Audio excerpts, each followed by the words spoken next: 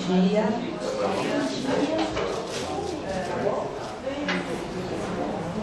Bom, sejam bem-vindos. Nós estamos reiniciando a atividade que é o Café Lacaniano agora no segundo semestre. Para quem já conhece ou para quem não conhece, o Café Lacaniano acontece uma vez por mês aqui na Livraria da Vila e já está acontecendo há 2 anos. Não é isso, Ana? 2 anos. 2 anos. E durante esse período a gente tem recebido inúmeros profissionais, psicanalistas e profissionais de outras áreas para debater assuntos do contemporâneo.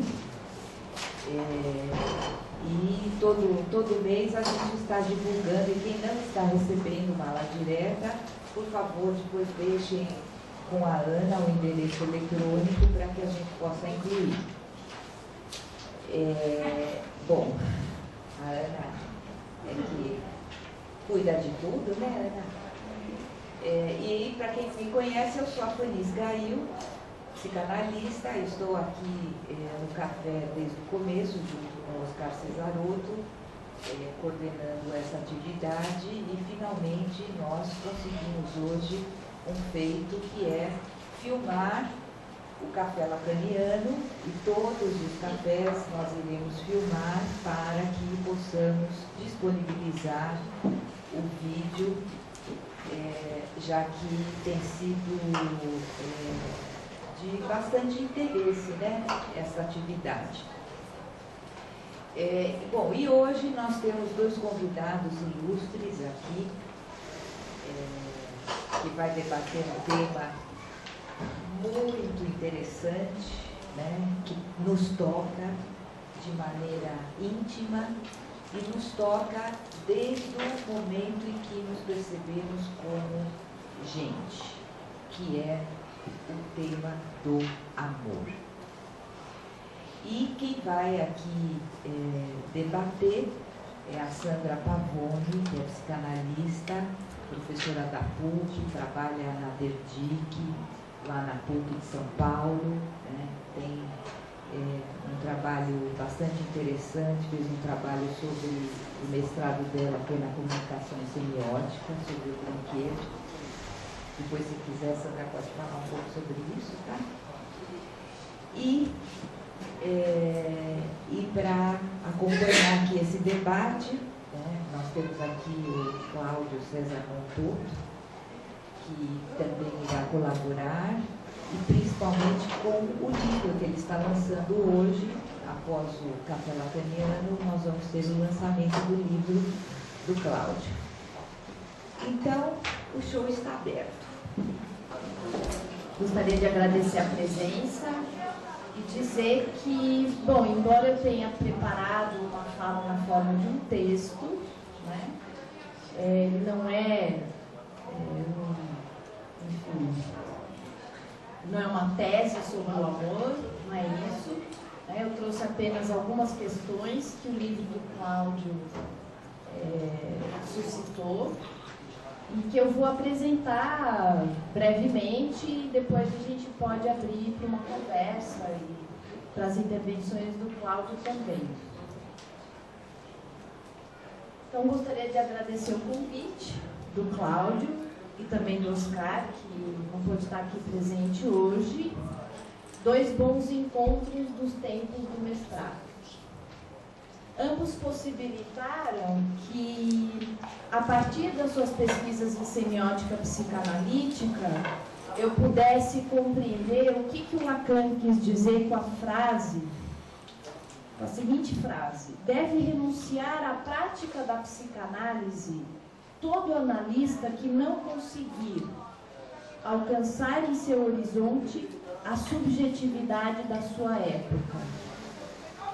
Isso não significa dizer que o psicanalista deve ceder ao discurso dominante de sua época. Isso não é estar à altura da subjetividade da sua época. O discurso do analista é justamente o avesso do discurso do mestre. É indicar em cada época, em cada cultura, em que reside o mal-estar. que nem em seu livro A Estranheza da Psicanálise, diz que o mal-estar na civilização atual advém das torres gêmeas. Uma representando o capitalismo e a outra o discurso técnico-científico. Estar à altura de sua época é não se deixar dominar pelas neurociências, pela indústria farmacêutica, pela política dos resultados, pela lógica fora-inclusiva do mercado. Ambos, Oscar e Cláudio, possibilitaram não apenas compreender melhor o significado dessa frase, mas o modo como um psicanalista pode fazer isso. Eis aí o livro Amor, Metáfora Eterna. Um livro que apresenta amplamente diferentes discursos sobre o amor, filosofia, sociologia, psicanálise. Mas não apenas isso. Ele aborda de maneira contundente as inflexões que os discursos da cultura exercem sobre o sujeito contemporâneo e os seus consequentes efeitos sobre as formas que tem hoje o amor e o laço social.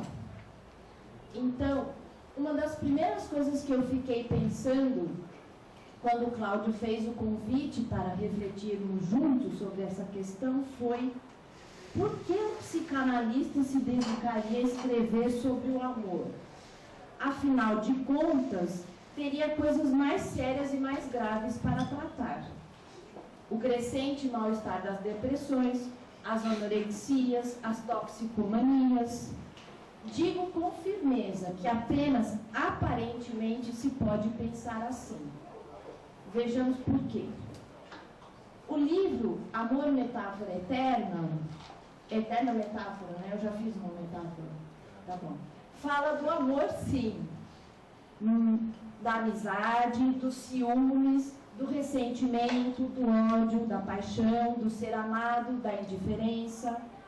Fala do amor como presença do outro, como construção, como produção social e, consequentemente, como uma das formas do laço social. O Cláudio assinala que o amor provém da experiência com o outro. E o mesmo diz Isidoro Veg, em uma recente comunicação no Congresso da Convergência em Porto Alegre, é um psicanalista. Ele diz que o laço social aproxima a ética do desejo a uma necessária presença do outro. Não o grande outro, a bateria de significantes, ou o outro primordial, como disse a Fanny, necessária para que a gente se saiba gente, mas o outro a quem o discurso se dirige. Discurso que certamente sofre as inflexões do discurso social.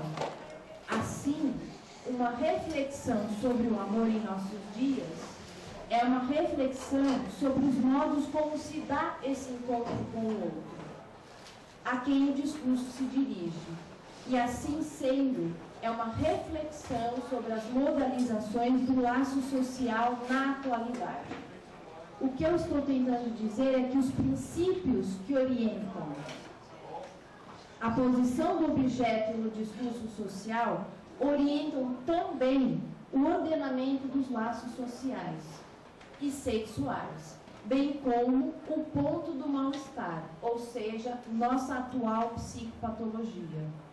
É por isso que podemos dizer que refletir sobre o amor na atualidade é certamente se ocupar das modalizações de laço e da posição do objeto em nosso tempo, e, consequentemente, das depressões, das anorexias e das toxicomanias. Por isso que eu disse que, aparentemente, discutir sobre o amor era uma questão banal. É justamente para fazer o avesso a discursos que tendem a reduzir as relações amorosas à ordem corporal, reduzir a sexualidade a uma questão de química, ignorando que as vicissitudes do amor e do sexo não estão ordenados no humano por uma ordem natural, mas pela ordem simbólica. Nem a química podemos atribuir a nossa direção ao outro, nem ao imaginário puro. Porque se o único significado for o que a imagem que está aí em nós significa, não nos restará outra saída, né, senão a cirurgia plástica. É o que acontece também com quem se significa a partir da quantidade de amigos que se contam no Facebook. É tomar como referência uma quantidade que tem apenas o valor de uma imagem. Bom, vejamos o que apontam Freud e Lacan sobre o amor.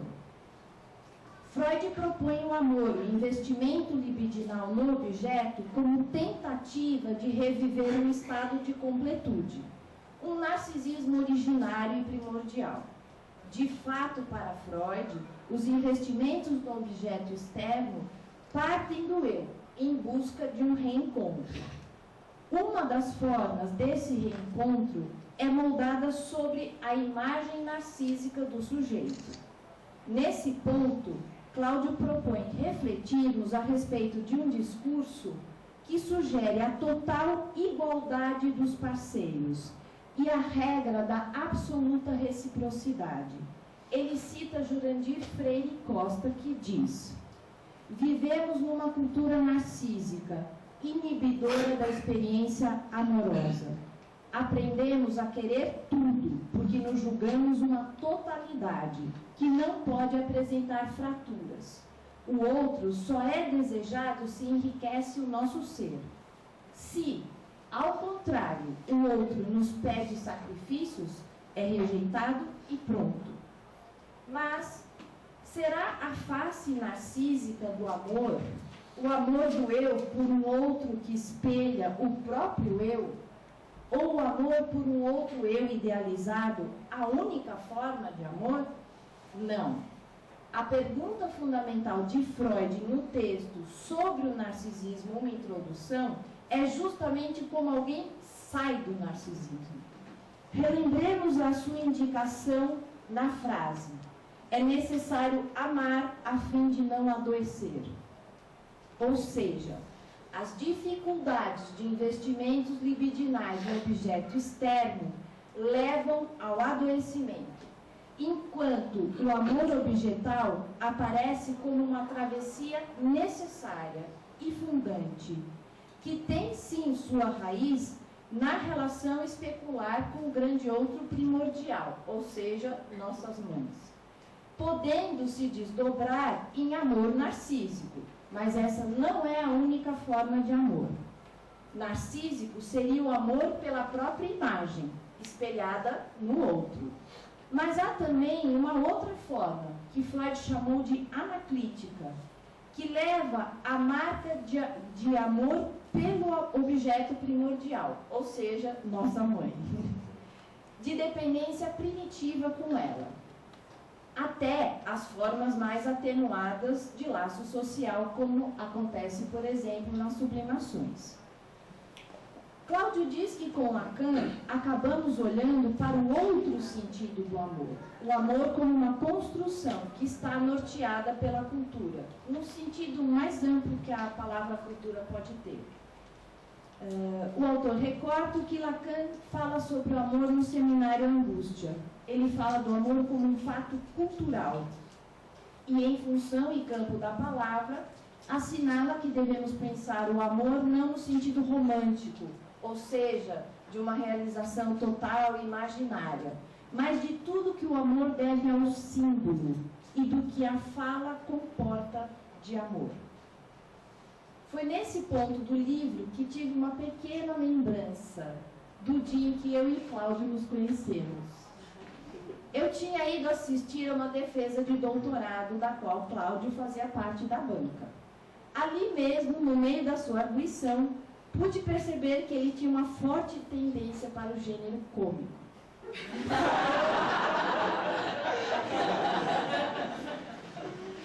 Ele falou uma parte do que ele tinha a dizer e depois subiu num banquinho para explicar-se melhor. Imaginem isso no meio de uma defesa de doutorado. Bem, chegando ao final, veio a festa de comemoração e o banquete. Fui me servir à mesa e dou de cara com o Cláudio.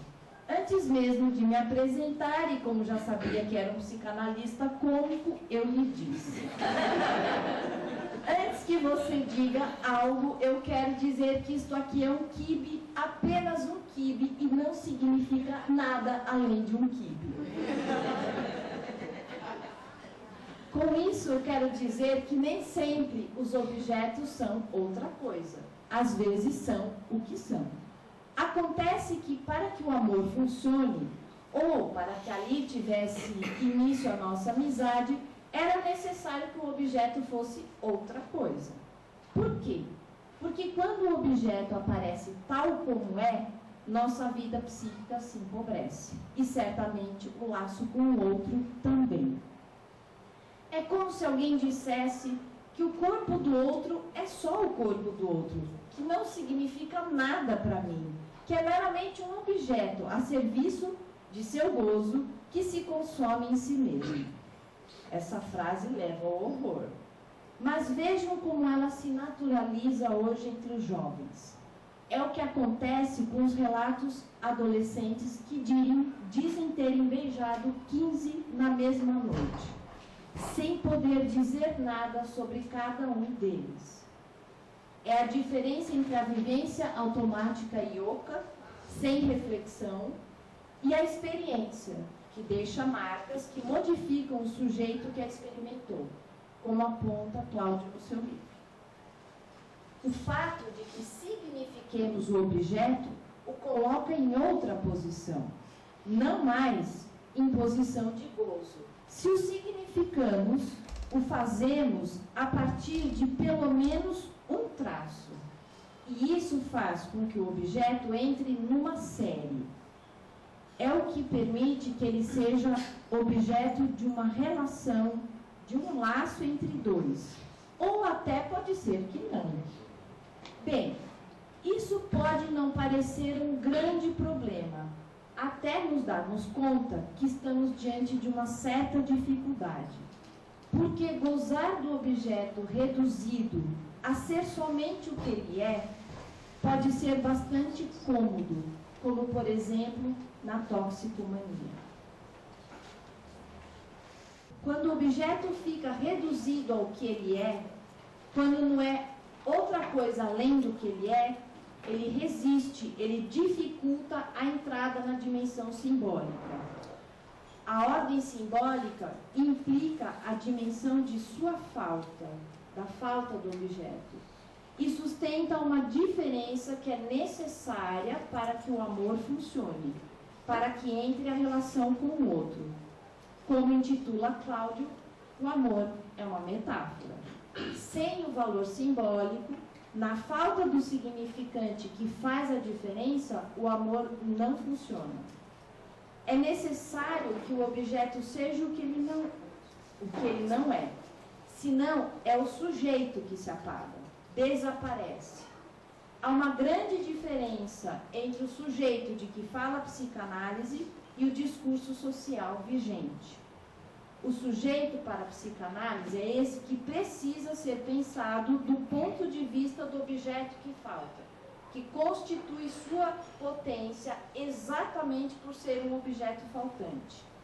Já o discurso social tem mercantilizado o desejo com objetos supostos preencher a falta.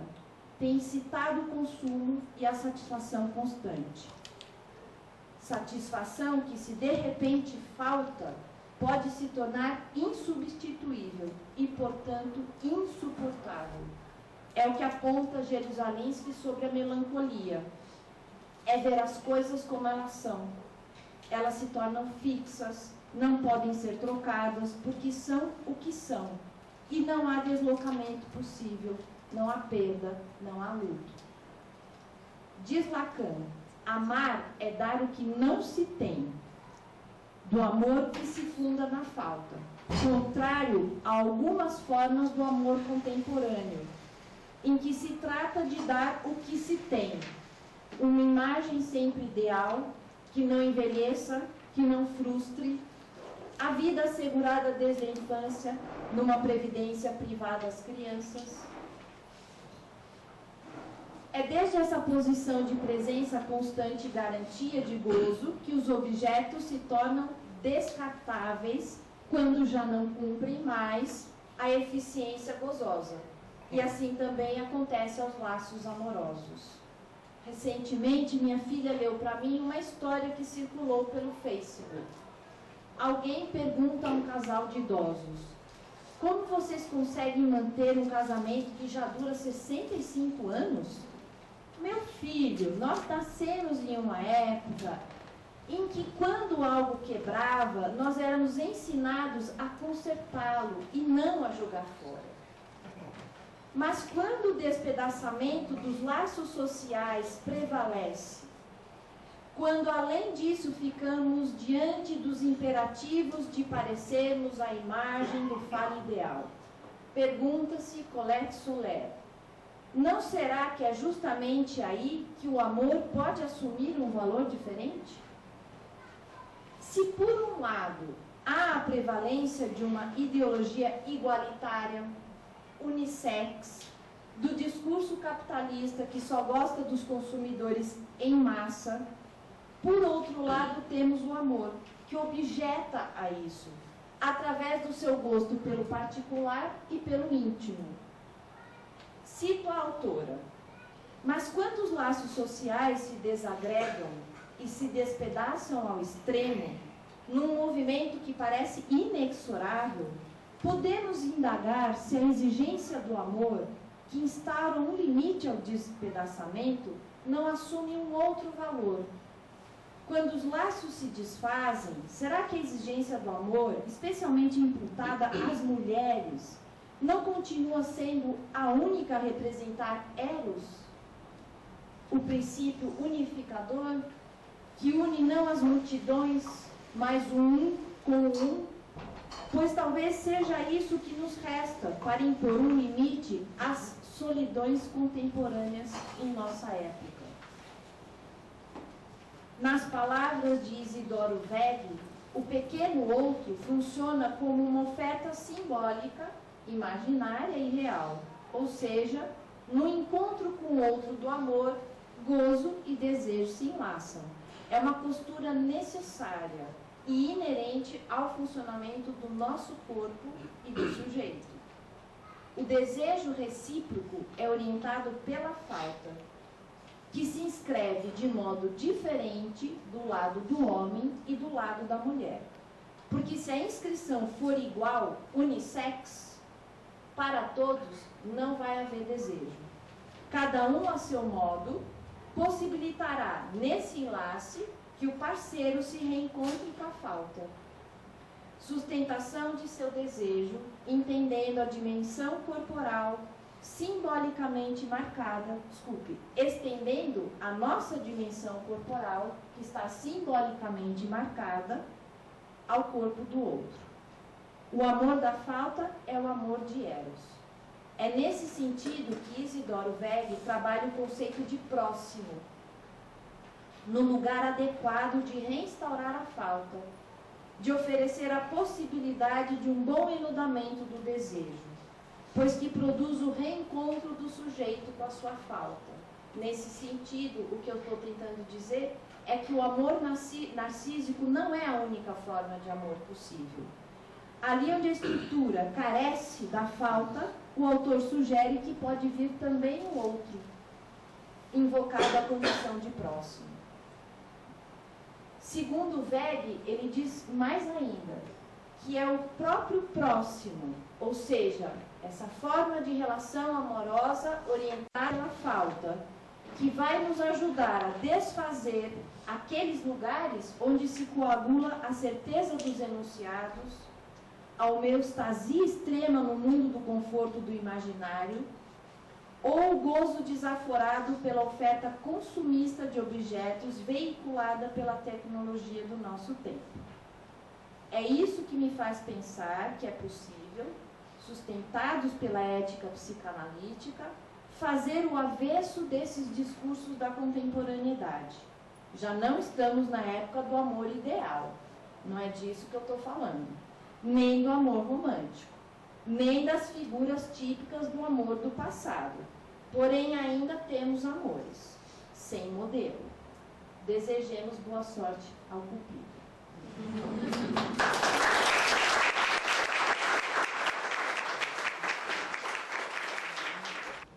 Muito obrigado pela presença. Eu vejo muitos rostos queridos, rostos que faz tempo que não vejo.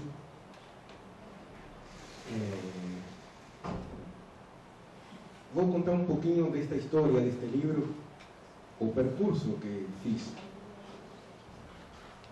Anos atrás, eu coordenava grupos de estudos sobre o amor. E era bastante frequente que alguém aparecesse nos primeiros encontros e relatasse. Contei para minha família, contei para meus amigos e me perguntaram: para que você estuda sobre o amor? Para quê? O que está fazendo? Como se partissem de um princípio fundamental, uma espécie de tabu, que o amor não precisa de nenhuma reflexão. O amor é para ser vivenciado. Não se precisa pensar sobre o amor. Biologicamente, estamos dotados para vivenciar o amor. Assim como a maternidade e a paternidade. Que estou falando das primeiras páginas do livro. Ou seja, pareceria que há determinados tabus, como a maternidade, a paternidade, o amor, de que não merecem nenhum tipo de reflexão, em si uma questão empírica, sem nenhuma teoria, sem nenhuma reflexão, é só vivenciado na prática. Outra questão que aparecia nos grupos de estudos era sobre a tentativa constante de se posicionar no lugar do romantismo. Ou seja, de acreditar absolutamente, e talvez esse seria o verbo, o verbo que eu rejeito do meu léxico, acreditar. Acreditar que existiria realmente o estado de completude, de que só uma questão de tempo para encontrarmos exatamente esse estado. E eu acho que a cultura popular muitas vezes veicula esse discurso, onde sempre se diz: um dia você vai encontrar o seu amor. E seu amor como exatamente isso, como uma completude. A tampa da panela, a meia laranja e todo imaginário. E claro, para isso tem muitos discursos. Desde o discurso esotérico até a cultura popular. Se alguém alguma vez foi consultar um vidente, vai lembrar um pouquinho disto. Sempre há a pessoa perfeita para cada um. E sempre é a pessoa perfeita onde mora no mesmo bairro ou trabalha no mesmo lugar. Até hoje não consegui encontrar uma vidente que fale que a pessoa perfeita para o outro fica em Kosovo, na Birmania Oriental, e que tem que viajar até lá para conseguir. Sempre o mundo complota para que fique bem perto do objeto. Bom, esses dois grandes assuntos, que para mim são dois grandes assuntos. Um lugar imaginário na procura constante, se deslocando de objeto em objeto, tentando encontrar esse estado de completude, e uma reflexão negada por muitos de que o tema do amor não merece exatamente isso, algum aprofundamento. A partir daí eu fiz dos grupos de estudos um texto já faz vários anos, publicado em 2005, um livrinho que era um minicurso, transformei num livrinho, cujo título era mais extenso que o livrinho. O título do livrinho era: ou o amor não existe, ou é um inevitável equívoco. Partia desse princípio. Se a classificação, se o significante amor é esse veiculado de a procura da completude, de que o outro pode nos dar essa completude, eu defendia, claro, que o amor não existe. Se se desloca, se se sai desse lugar fadado ao fracasso, o amor pode ser entendido sim como um inevitável equívoco. Por que equívoco? Porque achar que o outro é exatamente o que nós estávamos buscando, assim como Freud falava da satisfação alucinatória, esse estado de completude, nós também podemos pensar a partir desse lugar imaginário. E, portanto, o amor é um equívoco. Mas não é qualquer equívoco, claro. É um equívoco da ordem do inevitável. Ninguém pode viver sem amor. Mas, o que defendia e continua defendendo a partir dos textos e deste livro, é que o percurso que faz qualquer sujeito, partindo do princípio de que esse estado pode se achar, de que a pessoa ideal, de que aquele que nos vai dar absolutamente o estado de plenitude do amor, por ser um percurso fadado ao fracasso, isso significa a garantia histérica da insatisfação constante. Uma forma de garantir que sempre vai se ficar insatisfeito. Uma procura que nunca vai se aproximar absolutamente desse estado que se deseja ter, recuperar, alucinar, etc. Bem diferente se o sujeito parte de um princípio fundamental que pode ser mais ou menos enunciado assim: eu não posso dar a completude para ninguém, eu não sou a completude absolutamente de ninguém. O outro, não há nenhum outro que possa me dar a completude. A partir desse princípio de que o outro nunca, nenhum outro pode me dar exatamente isso, e eu não posso fazer completo o outro, a partir de aí, como podemos negociar? Esse é meu lema. Como se pode negociar de não estar sozinho, e sim ser sozinho? O significante que o nosso mundo hipercapitalista rejeita, nega, abomina e classifica quase como um palavrão: a solidão. Diferente de ser um estado, há de ser algo que da ordem da essência. Entre essas duas solidões, como se pode negociar? Eu acho que se posicionar a partir desse lugar como reflexão permite que o sujeito possa se aproximar de determinados graus de prazer que são muito mais interessantes que a procura constante de não é, e se deslocar, que isso que é um dos grandes temas do mundo hipercapitalista, que sejamos seres de estatísticas, que nos sustentemos falicamente a partir de estatísticas. Como fala a Sandra, quantos amigos você tem no Facebook? A partir daí sustentar. E eu proponho que aprofundemos no significante amigo.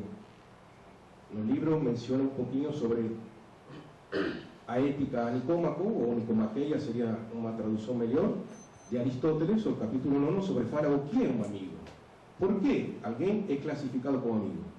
Porque nos produz prazer, porque queremos o melhor para ele, o melhor para nós. O que significa um amigo? Bem diferente desse imperativo categórico de as estatísticas, para sustentar nesse lugar. Eu me perguntei qual pode ser o aporte deste livro. Já respondi. Então, eu acho que é interessante partir do princípio de que se o mundo hipercapitalista tem um discurso orientado de uma maneira monotemática, nós temos a obrigação, nós temos a obrigação de poder nos autorizarmos a ir absolutamente de encontro a esse discurso e dizer: olha, podemos construir outra leitura do que significa o amor. E eu acho que isso é um benefício interessante. Qual é o benefício? De poder nos aproximarmos da nossa natureza, por dizer assim. Uma natureza que se articula basicamente com o cultural. Por isso eu defendo que o amor, como Lacan, claro, que o amor é uma produção social, o amor é uma construção social. Nós amamos segundo o que nós aprendemos a amar. E esse aprendemos, que também pode ser aprendemos, nos remite, claro, à realidade física, à realidade psíquica, ou seja, como nós lemos isso. Mas também é uma questão filogenética, uma questão da cultura, ou seja, vários temas que eu tentei abordar nesta obra. Por isso é interessante essa frase de la Rochefoucauld, que muitas pessoas talvez nunca amariam se não tivessem escutado falar de amor. Ou seja, como escutaram falar de amor, aí foram sobredeterminados para amar. E eu me pergunto hoje, o mundo hipercapitalista, como impulsiona ao sujeito o que significa o amar. O que significa o amor. Para isso, como reflexão, eu fiz um livro. E agora uma anedota pessoal. A Rosana, minha mulher, como eu tinha feito esse livrinho, muitas vezes se apresentava publicamente como eu sou o inevitável equívoco do Cláudio. Já a partir de hoje já tem mais um ganho. Agora pode ser só o inevitável equívoco da metáfora.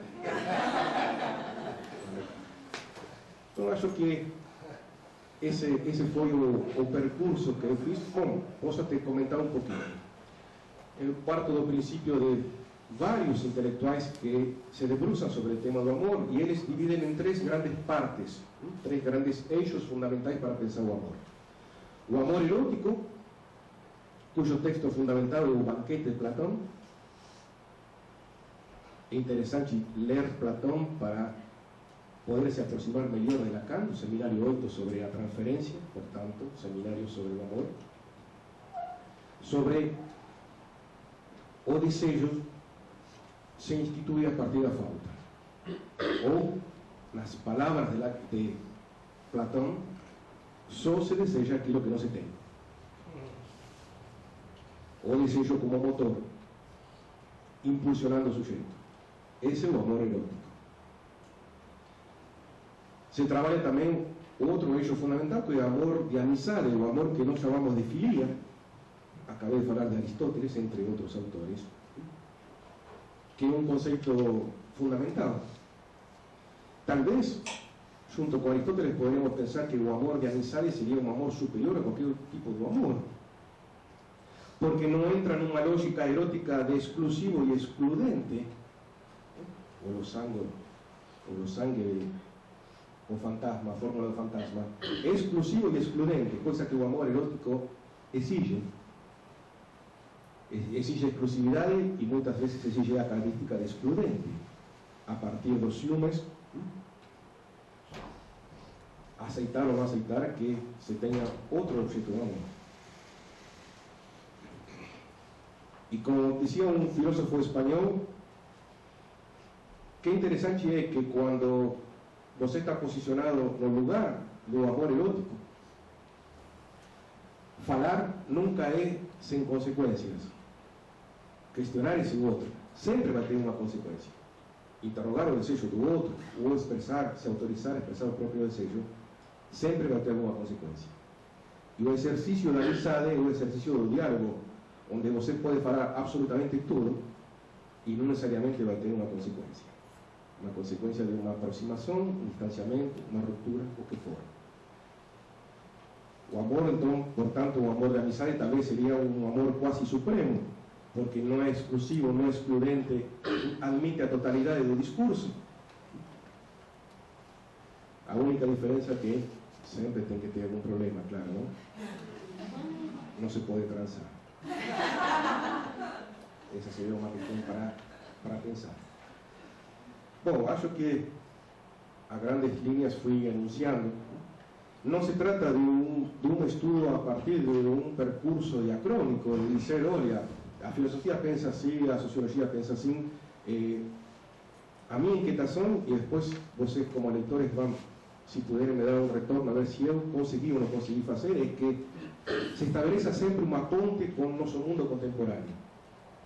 Não adianta uma exibição narcísica de ir elencando conceitos, autores, o conteúdo, se não podemos fazer uma ponte com o nosso mundo contemporâneo de como hoje funciona o amor, e se essa reflexão que começa 5 séculos antes de Cristo, se tem alguma coisa para nos dizer hoje, se podemos de alguma maneira nos autorizamos a resgatar algo de aquilo que começou como reflexão 5 séculos antes de Cristo. Essa foi a minha grande inquietação, de que não servisse unicamente para dizer, olha, antes se amava assim, se pensava assim, hoje, como produto social, parece que somos sobredeterminados a tal comportamento, a tal estrutura, e sim pensar que podemos aprender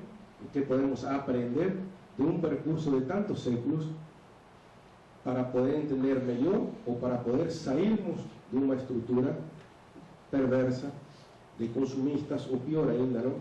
De, como diz Jurandir Freire Costa, de acumuladores precários de objetos. Já não somos mais nem consumidores, porque não aproveitamos biologicamente nada disso. Somos simplesmente acumuladores e precários, porque o grande outro encarnado a partir do mercado, como diria Renata Salek, é aquele que vai nos dizendo: bom, hoje já isso não presta mais.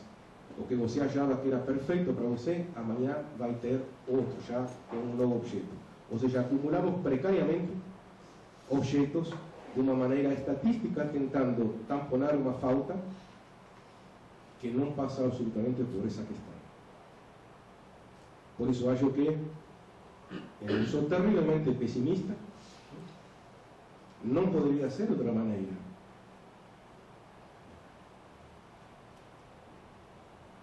Talvez pensemos nas definições de pessimismo de Saramago, nos ajuda a entender um pouquinho melhor por que significa ser pessimista. Porque não gostamos de como o mundo está nesse lugar. Ou porque queremos pensar e fazer um mundo diferente. Eu acho que essa é a razão pela qual alguém, seja quem for, escreve um livro que vai totalmente em dissonância com aquilo que estamos escutando constantemente a partir do mercado. Ou seja, de alguma maneira eu incito, provoco a que todos nós sejamos terroristas, todos sejamos alguém que vai subvertir de alguma maneira uma ordem que eu classifico da ordem da perversão. Uma sociedade que cada vez se converte mais, cada vez mais vai psicotizando, vai perdendo a nossa capacidade de metaforizar e vai passando por um percurso unicamente materialista, no sentido do objeto, tentando de que com isso se sustenta. Essa é a minha reflexão fundamental. Eu acho que o melhor que podemos fazer agora é conversar, que vocês se autorizem a colocar as suas questões e a Sandra e eu vamos tentar responder. Obrigado pela presença de todos aqui e vamos que vamos.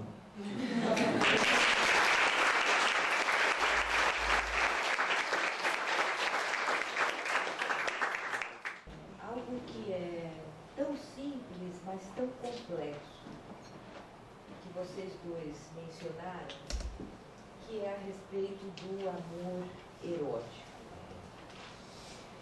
Porque muitas vezes acontece o seguinte: se ama, mas o tesão acaba.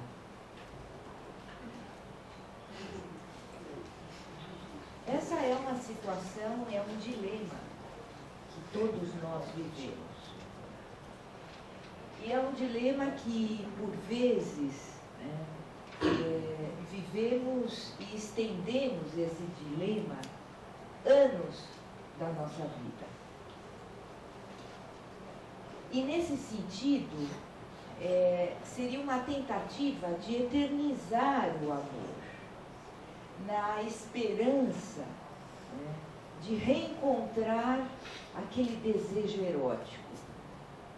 Mas que, no entanto, por vezes, surge uma formação do inconsciente, que pode ser um sonho ou um devaneio, em que um outro que aparece, aparece como objeto do nosso desejo, que arde o desejo e o tesão, e aí o dilema passa a ser um conflito.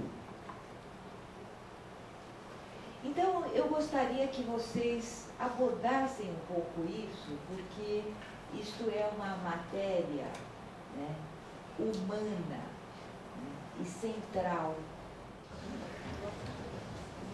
Eu acho que nós podemos distinguir, dentro da classificação, por ser assim claro, da nossa reflexão sobre o amor, o estado de paixão. Algo que nos grupos de estudos e nas aulas também trabalhamos todos juntos. Somos empurrados culturalmente a vivermos sempre apaixonados. a que a libido esteja tão forte. Vocês viram como faniza um pouco para falar?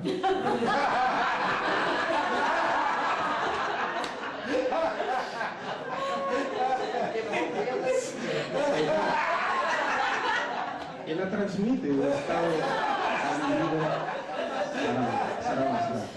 o estado da libido percorrendo o corpo desse sujeito apaixonado. E é verdade, isso é impossível. Claro. Vocês veem como a gente tem que tomar muito cuidado com o que a gente fala para o Cláudio. Bom, mas estou tentando apontar o paradoxo. Se, vamos falar assim, bem superficialmente, se essa eletricidade percorre o corpo do sujeito, toma o sujeito, se apodera do sujeito, captura o sujeito, só por um pré-requisito, a partir da ignorância, a partir do desconhecimento, a partir de que esse outro que encarna o estado de paixão só pode se sustentar nesse lugar a partir desse lugar. Um lugar de totalmente desconhecido, como se fosse um recipiente oco, e pelo fato de ser totalmente oco, estou pensando agora, associando, claro, nós podemos despejar nesse buraco que tem um contorno absolutamente tudo no nosso imaginário, tudo. Assim como Sandra bem apontou sobre a escolha do objeto amoroso, narcísica, anaclítica, podemos despejar todo o imaginário de como deveria ser esse outro.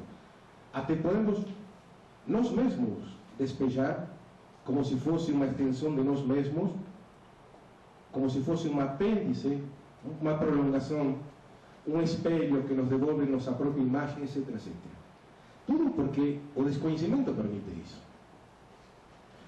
Quando aqueles, e eu concordo totalmente com a Sandra, mais uma vez, aqueles que são os biologicistas do amor, aqueles que tentam explicar, a partir de um discurso que podemos chamar da ciência, todo o processo do amor, e totalmente excluem, deixam de lado o sujeito. Ou seja, onde o discurso se sintetiza por uma questão genética, genes, os feromônios, nós escolhemos segundo os feromônios, e eles encontram uma explicação biológica de tudo o que nós fazemos. Eles partem de um ponto em comum, que dizem que o estado de paixão só se sustenta, e até dão classificações. 1 ano e meio, 2 anos, cada um tem um livrinho, um DSM-4, DSM-5, para dizer quanto tempo dura a paixão. Mas é interessante pegar esse discurso. Se eles concordam que a paixão se sustenta 1 ano e meio, 2 anos, dificilmente vai durar mais com o mesmo objeto, aí nós analistas, podemos pegar isso e fazer uma releitura e dizer, claro, porque conhecer é broxante. Porque o conhecimento, como diria Adam Phillips, o conhecimento, o Winnicottiano muito interessante sobre o amor, ele reflete, conhecer é se desapontar. O conhecimento, diz ele, agora literalmente, é anti-erótico.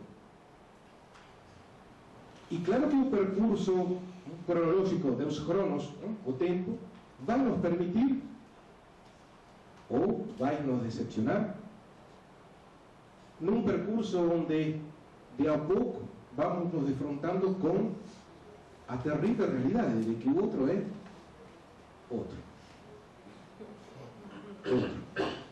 Portanto, diferente, portanto, separado. E esse é o grande desafio.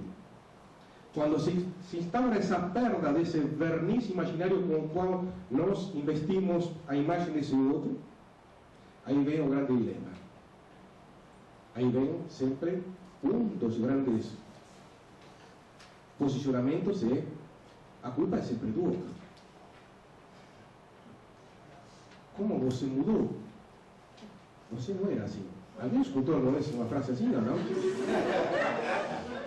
Você não era assim. É incrível. Eu não casei com esta pessoa. Você era, um codedinho assim, Você era outro. que está dizendo, quando eu me casei, se não me autorizei a ter o tempo suficiente para lidar com você como um outro, quando eu me casei, você ainda estava tão louco para que eu pudesse despejar em você todo o meu imaginário. O tempo me vai dizendo de que não, de que o outro é separado, e aí vem a decepção. E aí entra o discurso do mundo hipercapitalista, que diz, você não tem que lidar absolutamente com nenhuma frustração. Como não temos ainda o Código de Defesa ao Consumidor para o casamento, que ainda que fale, não nos 30 dias, e sim, nos 5 anos você pode devolver seu objeto para o fabricante, no caso da mãe, o pai, quem for, e o dinheiro de volta, etc. O que fazemos? Bom, um dos grandes caminhos escolhidos pelo sujeito é dizer, não é. Obrigado por tudo, obrigado pelos serviços emprestados à pátria e a quantidade de centímetros cúbicos de sêmen oferecidos. A fila anda, como diz o discurso capitalista, e que passe o próximo. O próximo, o próximo, o próximo. Então, alguém, uma vez em um grupo de estudos, uma senhora muito oculta, suíça, da vara civil, falou, mas não se pode viver sempre apaixonado? Claro, como não? Mas, qual seria o esquema? O esquema seria, você pode se apaixonar e viver a vida toda apaixonada, sabendo de que cada 2 ou 3 anos, como muito, você vai trocar de objeto. Se pode viver assim? Claro, a revista Caras, a revista científica Caras, nos explica exatamente isso. Que podemos viver substituindo um objeto por outro objeto indefinidamente até que a morte nos surpreenda. E qual é o lado ruim de tudo isso? Porque a história sempre tem um lado ruim. O lado ruim é que não se pode trabalhar nenhum conceito articulado com o futuro, com a construção, com o envelhecimento, uma das grandes marcas tempo, que de novo o mundo hipercapitalista quer forcluir, deixar fora, negar, como você queira achar melhor. Para isso a prova a temos na rua com as senhoras de uma determinada idade plastificadas, plastificada, por isso não é uma cirurgia estética, isso é uma plastificação do rosto, para se mostrar para o outro com que o tempo não fez absolutamente nenhum efeito. Nenhum efeito. Ou seja, se pode viver sempre apaixonado, mas sem nenhum tipo de construção de uma parceria, sem nenhum tipo de construção com o imaginário interessante de pensar, envelhecer juntos, ou que vai ser. Essa é uma escolha. Essa é uma escolha. Outra escolha, uma escolha que nós na clínica escutamos muito, a escolha do ressentimento. O que eu falo metaforicamente sobre a assinatura de uma série enorme de duplicatas no momento do casamento. Enquanto o sujeito começa a aparecer exatamente com isso diferente, aí começam a aparecer duplicatas. Ou seja, uma dívida que se tem com esse sujeito a partir da decepção e que não vai se pagar nunca. Porque não vai se pagar nunca, eles continuam juntos, o amor une mais que o amor. O ódio, desculpem, o ódio une muito mais que o amor. Que seria a partir de uma categoria diferente que eu também trabalho no livro. A partir de Luiz Cancipe, a partir de Nietzsche, a partir de Maria Rita Ken. Que uma das questões, o amor que se transforma no seu contrário, o amor-ódio que se transforma em indiferença e o amor-ódio que se transforma em ressentimento. Aquele que faz que o vínculo não possa se desmanchar, para que um dos sujeitos esteja constantemente cobrando do outro a dívida que assumiu e que não vai pagar nunca. Que seria essa. Você me decepcionou, você não é como eu pensava, você não é como você era, então vamos continuar juntos a partir do ódio. Eu posso te ferir, mas eu não posso te matar internamente, porque o ódio, em termos analíticos, tem um labor pedagógico. O ódio serve para separar. O ódio perante o objeto serve para instaurar um trabalho de luto. Quer dizer, se perde esse objeto, eu preciso depois pensar o que perdi junto com esse objeto, etc, etc, etc, etc. O ressentimento não, o ressentimento é da ordem do pior, porque não permite o labor pedagógico de separar, para recuperar essa libido e depois investir num novo objeto, e sim faz que esse amor transformado em ódio seja a partir de uma dívida impagável. Que é o que eu conto muitas vezes contei isso de um colega, com 60 anos de idade, que comentava sempre na sua análise como o ressentimento a mantinha unida com seu marido. Por isso poderia se exibir narcisicamente para o outro dizendo: faz 40 anos que estamos casados. Mas, para sintetizar este percurso, para não entrar na ordem da fofoca, o que acontecia? Quando o ódio dela estava muito forte, o marido, que era hipertenso, ela colocava meio quilo de sal no feijão. E o marido, claro, que depois do almoço, ia para o UTI, ia para o pronto-socorro. Então, ele esquecia. É? Sempre esquecia. Claro. Então, é interessante ver esse movimento, como dizendo: separar é fácil. Se eu separo, tudo acaba em samba, tudo acaba em mensalão. Você vai ter que pagar. E para você, filho da égua, pagar o que você não quer pagar, precisamos estar juntos. Outra saída é dizer, quando esse verniz cai e começa a aparecer realmente o outro próximo, o outro diferente, a partir da diferença, o desafio é dizer: bom, o que se faz com isso? Se instaura o ressentimento, a fila anda e vamos procurar um novo objeto, estilo balada. Aí é o que eu defendo como uma forma talvez interessante de lidar, que é se posicionar. O outro não pode me dar a completude, simplesmente porque eu também não posso dar completude para ninguém. Porque ninguém pode dar completude para ninguém. Bom, se descobrimos isso, o que podemos fazer? E aí é o grande desafio, de construir um laço a partir de outro lugar. Quanto menos de imaginário, ou seja, quanto menos de tesão, e ninguém quer renunciar ao tesão, mas vai cair em quanto à intensidade. Se podemos economicamente falar de tesão, vai cair em intensidade, mas vamos ganhar muito em qualidade. Um relacionamento a partir de outro lugar, um relacionamento a partir de duas incompletudes que, mesmo assim, como diria Lacan, acompanham. E para quem é muito novo ou jovem, um amor que acompanha é muito pouco. Até porque somos educados que não temos que nos conformar com menos que com tudo. Sua Majestade o bebê. Mas, talvez com o passo dos anos, possamos refletir que chegar a conseguir, a construir um amor que acompanha, não é pouca coisa.